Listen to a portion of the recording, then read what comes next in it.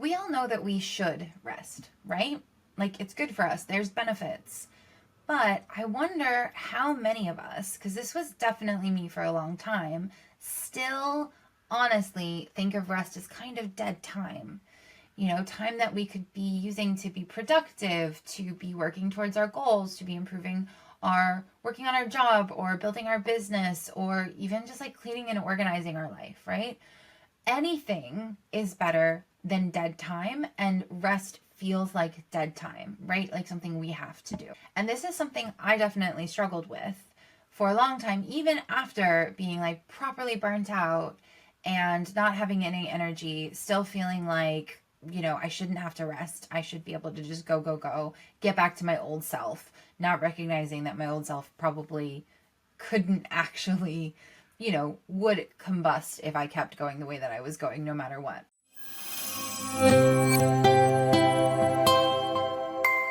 Now, talking about our culture's obsession with productivity and hustle and how we tie our self-worth into how productive we can be is a whole other video. But it is linked to this aversion a lot of us have to resting. So today I wanted to share a quick mindset flip that hopefully will help it be easier for you to accept that you need rest and give yourself space to rest, and also a resting practice that I have adopted that I find really helpful, even when I don't have a lot of time or space to rest, that I feel like.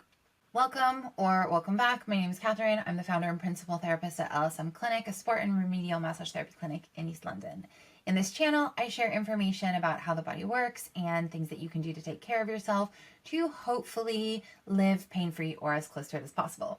If this is the kind of thing that you like, I would really appreciate if you would subscribe, if you'd like this video so more people see it. And you can subscribe to my email list where I send about 3 emails a month, or you can get on the monthly summary with old videos, new videos, and kind of stories and just stuff that will hopefully help you. Now, just a quick side note before we get into this mindset flip about resting. I want to be really clear that there are absolutely people who do not have any capacity for rest. It's not a matter of choice. They have more responsibilities than really any one person should have. They might be working multiple jobs. They might be single parents. They might be carers. You know, there's just reasons why you genuinely don't have time to rest. So this video is absolutely not about shaming anyone for not having time to rest, because that can be legitimate. However, there's a whole group of us, and it definitely includes me from time to time, that we overschedule ourselves and we choose to create a life that doesn't have space for rest in it because we don't feel like we deserve it, or we feel like rest is wasted time. So this is more for those people. So I just want to say, if you're one of those people who you genuinely don't have any space for rest in your life, because that's just where life is, I understand, absolutely not judging. But for everybody else who could rest, who can make that time but isn't, here's what I'd like you to be thinking about. Now, you may have heard that there are 7 different types of rest. I just wanted to mention them here quickly. So there's physical rest, mental rest, emotional rest, spiritual rest, social rest, creative rest, and sensory rest. Okay? Now, in this video, I'm mainly talking about physical and mental rest, right? Which can tie into the other ones, but I'm not saying that this idea is going to cover all of your bases when it comes to rest. And if you want more information about the different types of rest, I will put a link into the description below. But this is the kind of rest where you let yourself sleep when you need sleep, or you let yourself sleep enough, where you don't train every single day because you know your body needs rest, where you don't work a crazy job and then go and do a hobby and exercise and then whatever and fall into bed with 6 hours of sleep, right? Rest is where you just have space to let your body and your mind do nothing. So here is the shift. You're not doing nothing when you're resting. I know I've just said most of us think of resting as doing nothing, but your body is actually very active when you're resting. There's a lot going on. So you're not doing nothing. And maybe if the next time you need to rest, you think about all the things that your body needs to do and will do while you're resting, it will help you. And I'm going to talk about that in a minute. But a really good example of this is, I don't know if you've ever had surgery, but after surgery, you spend a lot of time just laying in bed. You need loads of sleep. You are way tired.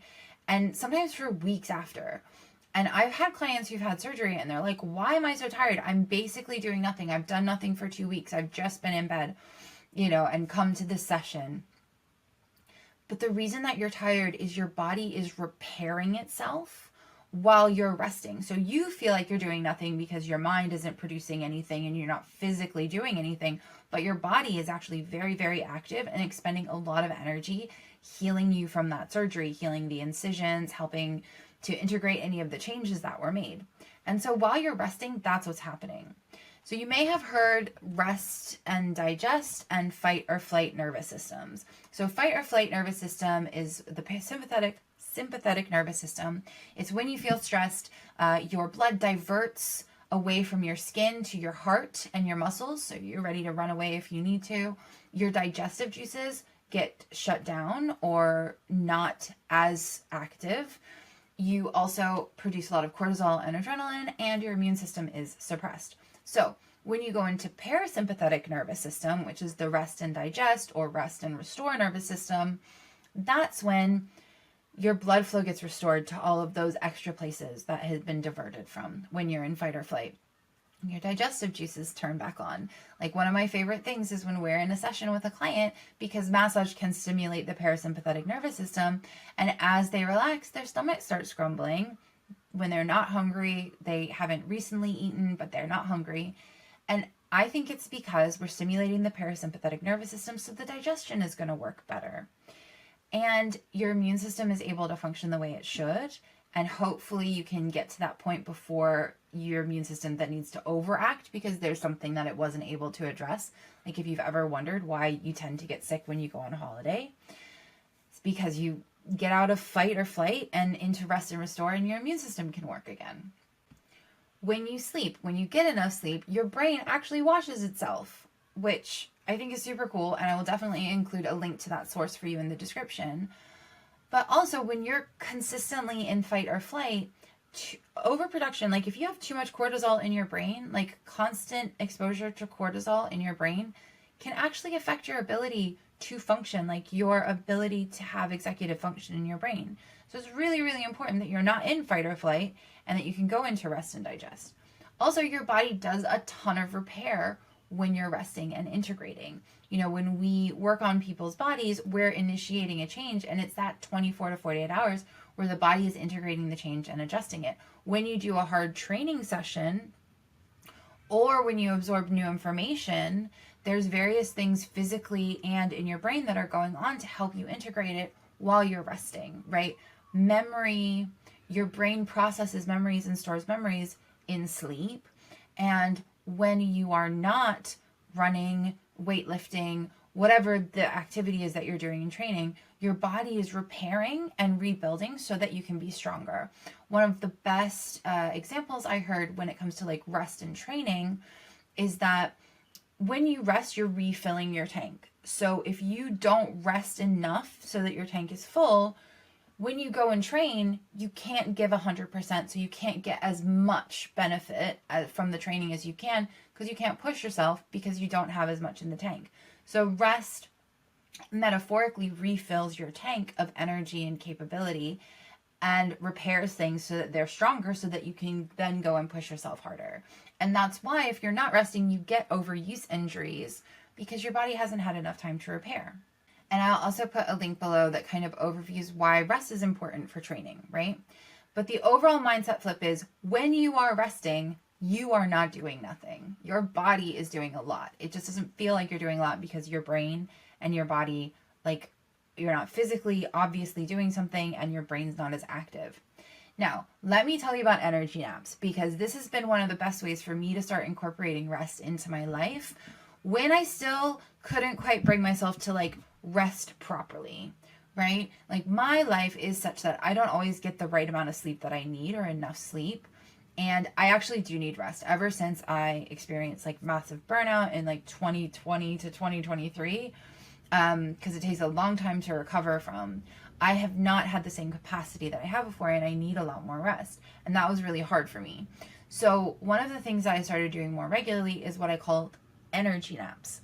Now, I call it an energy nap because, well, let's just say like there's two main things about it. So I'll put on some meditation music or some relaxation music, non-word music. I sometimes like to choose the frequencies that are supposed to do something, and I don't know if they actually do, but I just like the idea that they're doing something. Put that on, and then however much time I have, I will set a timer for that amount, or if I have an unlimited amount of time, because sometimes on a Saturday afternoon I can take a good 1 or 2 hour nap, I'll do that. But often it's like 10 minutes or maybe 15 minutes. So I'll set a timer for that time, and I will lay down, and I will specifically not try to fall asleep. I just close my eyes, and I'm just like, okay, body, do what you need to do. And the reason I think it's helpful to not try to sleep is if we are like, okay, I'm going to have a power nap for 20 minutes, but we're laying there and we're not getting to sleep and our mind is still going, we just get more stressed because we're not like resting properly, right? So if you just say, I'm going to lay down, I'm going to let my mind do whatever it wants to do. My body's just going to rest. My eyes are going to be closed. I'm going to listen to this relaxing music and just give my body that space to do what it wants. But I don't care if I fall asleep or not. Then that takes a lot of that pressure off. So I lay down for however long I have. And what I find is I kind of go in and out of consciousness. Like I might not fully fall asleep in those shorter times, but I might like half fall asleep. Or I might kind of have like, kind of dreams where it's like I'm awake and I'm thinking about something, but then I kind of wake up and realize that I was not completely awake. And in those times that I am awake, I notice that things are happening. Like I can feel energy moving around. I feel my body shifting. I feel muscles relaxing. I feel some tingling happening, maybe in my fingers or my toes. Like I just feel like I can feel my body doing something. Now, obviously this will vary from person to person, how connected you are to your body. But for me, it's really nice because I'm like, oh, my body is doing what it needs to do because I'm giving it space to do it. And again, if you're really short on time, even just doing like a 5-minute closing your eyes can really help. And I find if I'm feeling tired and I take that 10 or 15 minutes, I am much more able to go on with my day and do what I need to do than if I try to push through and caffeinate to get it done. And I'm still learning my lesson on that because sometimes I still will like reach for another cup of coffee or a coconut Red Bull to get myself through what I need to do instead of just giving myself the 15-minute rest. But hey, it's a work in progress. We're all works in progress. So that's the mindset shift. Your body is doing a lot of stuff when you're resting. So resting is super productive. And try an energy nap if you feel like you can't do a lot. Even if it's just for 10 or 15 minutes, put on that music, lay down, say, body, do what you need to do and see how you feel. And if you try an energy nap, I'd love to know how it feels. And if this mindset switch, flip, change helps, please let me know because I'd love to know about it in the comments. So thank you for watching. I hope this helps you justify a little bit letting yourself have more rest, especially if you have any space over the holidays or just, going into 2025. Again, if you enjoyed this video, I would really appreciate it if you could like it, subscribe, share it with somebody who you know who maybe should be resting more than they are and has the space to do so. And if you'd like to be notified when I release new videos and get all of this stuff into your email, the link to subscribe is down below. Thanks so much for watching. And if I see you before, if you're seeing this before the New Year and Christmas, happy holidays, Merry Christmas, Happy New Year, and I wish you the best 2025.